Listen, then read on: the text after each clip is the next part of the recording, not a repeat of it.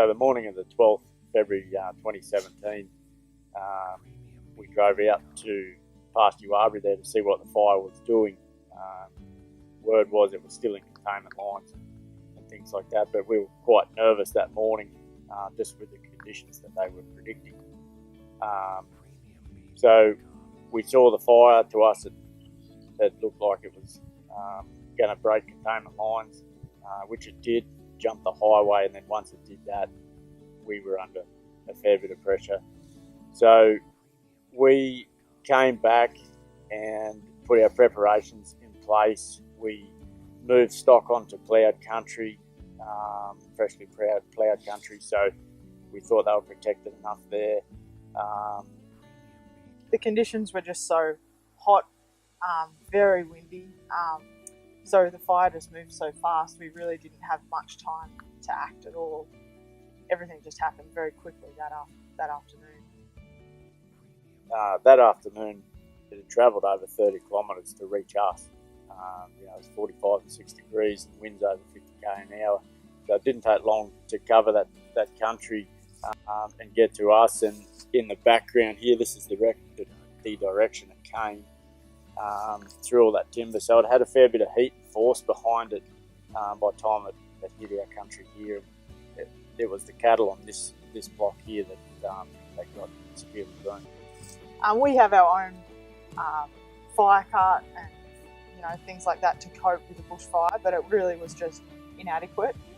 As the fire got closer, Matt and my dad were here, and they quickly realised there was not really much they could do. And basically, as you drove out, there was fire trucks driving straight into it. Yeah, so we looked around once it sort of got onto our country to see if we could do anything. There at one stage, I couldn't see cattle 20 metres in front of me. I could hear them, but I couldn't see them.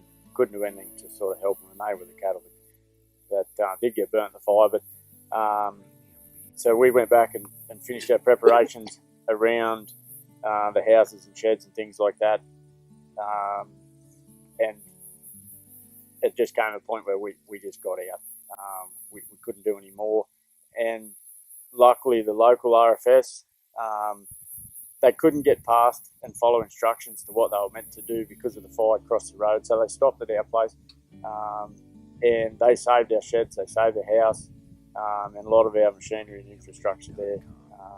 So we're extremely grateful to those guys that risked everything to save a few little things for us, and very lucky in the scheme of the whole fire.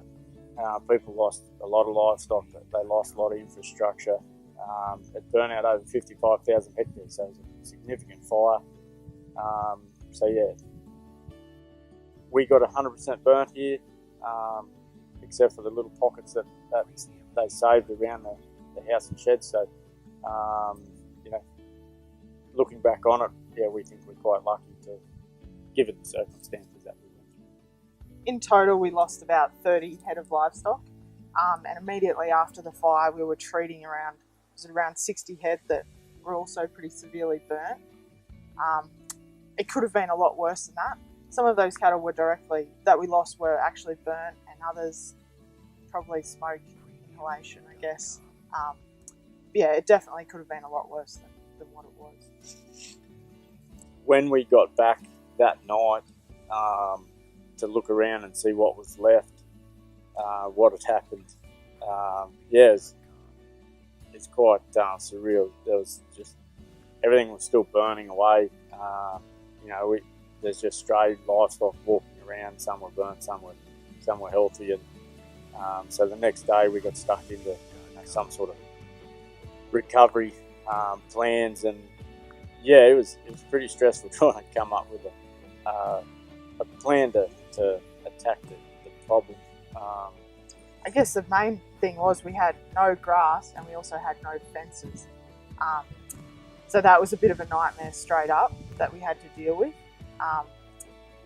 But straight away we were really overwhelmed by the support that we received from, whether it was from other farmers, family, friends, people we didn't even know. There was donations of hay, trucks coming in straight away, which was just overwhelming, and we really needed that support and it was great that it was at our front gate basically straight away. And just the support for everyone else that was affected by the fire too, it was amazing.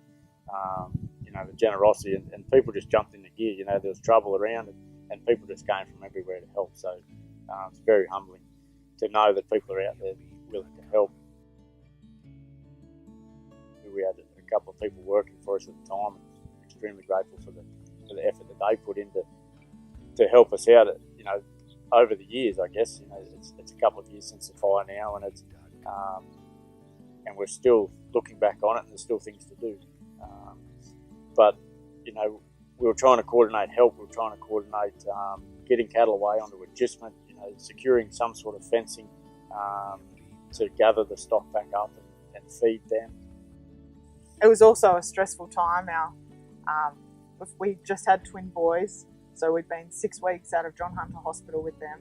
So that was another challenge to throw in the mix, I guess.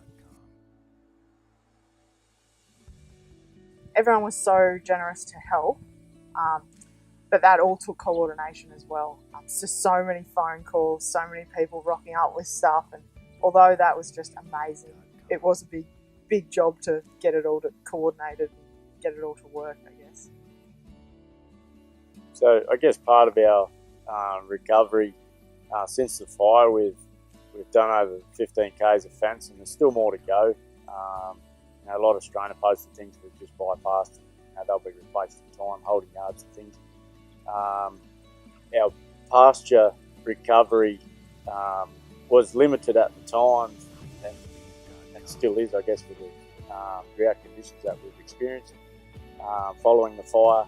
But through our sort of planned grazing and feeding and things like that, our country has responded very nicely. Our cow herd is still recovering. The cows that we lost, it wasn't just an animal that we lost, they were also at the point of calving. So we lost their genetics coming through. So that's something that has taken time to recover. We've undertaken a fairly big ET program to try and just replace those cows and replace those genetics as fast as we can. And we're kind of seeing that all fall into place now, which is great. We'd just like to say thank you to everyone that's helped us out, and I guess help the community out as well. It affected a lot of people in this local area. The generosity has just been huge. So thank you very much. And I guess we're still in the process of recovery, but we're definitely back in business. And like Matt said, I think on behalf of everyone that was affected by the fire, we would just really like to thank those that supported us and all the volunteers, especially Blaze Aid, for their help in our community. It's greatly appreciated, and it certainly will never be forgotten.